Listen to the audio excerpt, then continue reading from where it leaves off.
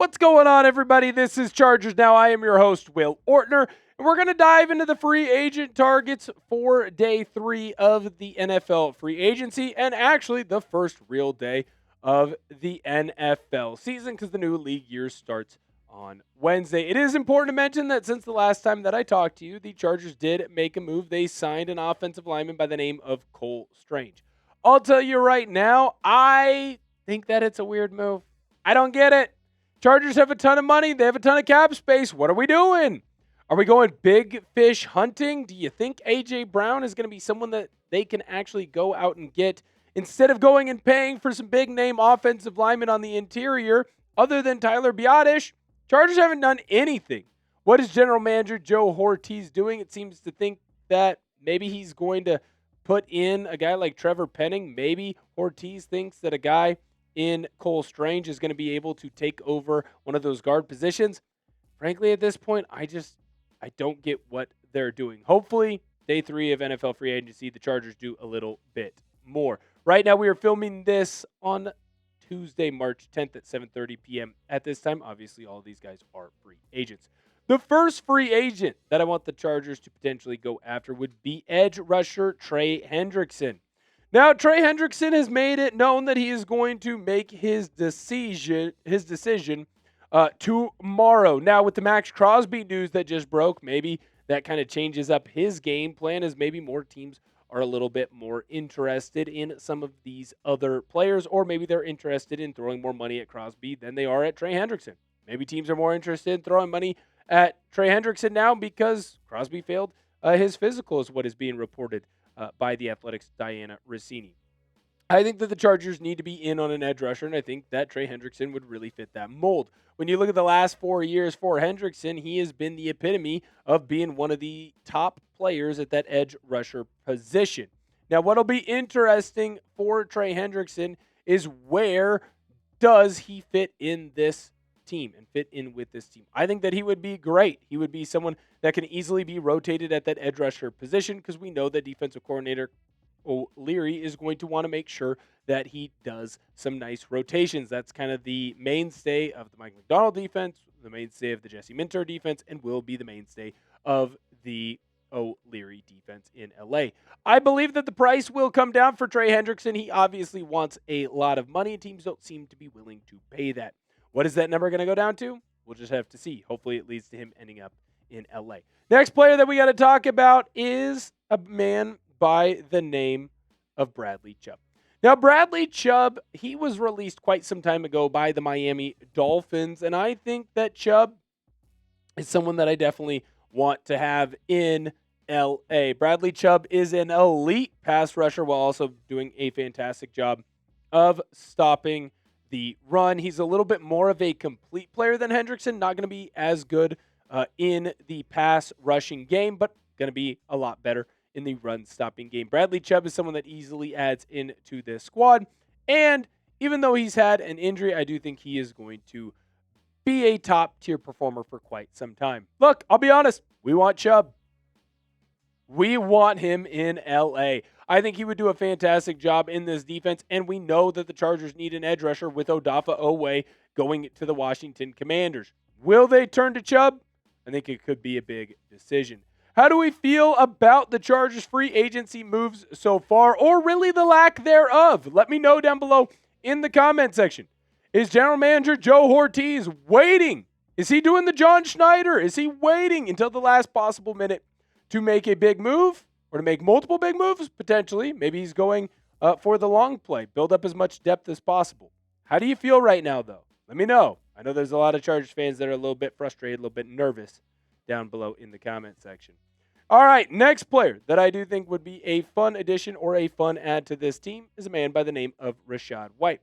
Last week, I talked about Najee Harris, and the comment section was very mean to me about Najee Harris. Chargers fans, they were like, been there, done that. We're good, sir. So let's take a look at Rachaad White. Now, he is not going to have that 1,000-yard or multiple 1,000-yard years like we saw out of Najee Harris, but I also think that he is someone that was underutilized. He had a bunch of situations where he was not the main running back. He was splitting a lot of carries. But what White does a really good job of is catch the ball out of the backfield. So he does a multitude of very good things, and it does feel like the Chargers probably want to add at least one more running back to the squad. I think that he could pop in LA, and I think he could pop in the Mike McDaniel offensive system. Give Justin Herbert a good outlet that he could go in and find, just flip the ball out to. Plus, he's going to be able to run the football well. He does well at getting to the outside, reading zones, schemes when it comes to offensive blocking, which is what McDaniel wants to run, and then be able to find the open hole. I think that White could really work in L.A. Next player. Stop me if you've heard this man's name before. It's the great Keenan Allen. Great haircut on him, by the way. Keenan Allen, someone that I do find ultimately fascinating, and someone that I do think that the Chargers probably want to bring back. You need another wide receiver on this squad. Keenan Allen fills that role. Now, I understand that he kind of overshadowed Ladd McConkey a little bit, or he does a lot of the same things that Ladd McConkey does. Would be interesting to see if the Chargers were able to go and bring him back with this squad. When you look at his career, by the way, he's still a pretty darn good player. I know that he's taken a slight step back and he's not the same guy that he was at the beginning of his career. He's still a pretty darn good player. So bring the old man back. Find a way to bring Keenan Allen back to LA. I think that he would be wonderful on this team, and we know that he does want to play with this team. You already brought one old man back in Khalil Mack. Do the same thing with Keenan Allen. Last free agent player that I want to talk about, I still think there's an avenue to go with the offensive line, and my guy is Joel Bitonio. Now, my reasoning for Joel Bitonio is you are still getting one of the top-end offensive linemen in the National Football League, but, you're only going to have to pay him for a couple of years because, well, he's old, and he's been around the block for quite some time. Now, when we look at his career over the last 4 years, obviously he's not quite as good as he was in 2022. But to sit here and say that he would not be a major upgrade at that guard position from what it was last year would be a lie. I also think that you can trust Joel Bitonio a hell of a lot more than you can trust some of the other offensive linemen that the Chargers have brought in. I trust Bitonio more than I would trust Trevor Penning. I trust Bitonio a lot more than I would trust Cole Strange. Sign a veteran guard, bring him in. I understand that he might not exactly fit the Mike McDaniel system to a T. He's a little bit bigger, he's a little bit older, so he's not necessarily going to move quite as well, but he's older. He's at the tail end of his career. You'll be able to re-sign him, or sign him, I guess I should say, to a cheaper deal more than likely, and he is always going to be a veteran presence that can help push along maybe some younger offensive linemen, but more importantly, he'll be able to add to this team as a veteran leader and a veteran presence. You certainly are going to want him in LA, especially if he commits to being one of the big players and big cogs in this offense. What is your one-word reaction to NFL free agency day 2? You might say that it was crazy because the Max Crosby thing, by the way, while we're filming, that just broke. So you're getting my live reaction. Insane. But let me know what your one-word reaction to NFL free agency day 2 is down below in the comment section. It could be your frustration with the Chargers not really doing a whole lot. It could be your hope that the Chargers have big moves coming, or it can be any type of word that you want around today. Tell you what, it's shocking. I'm shocked the Chargers haven't made any moves. I'm shocked that Las Vegas is going to have Max Crosby back.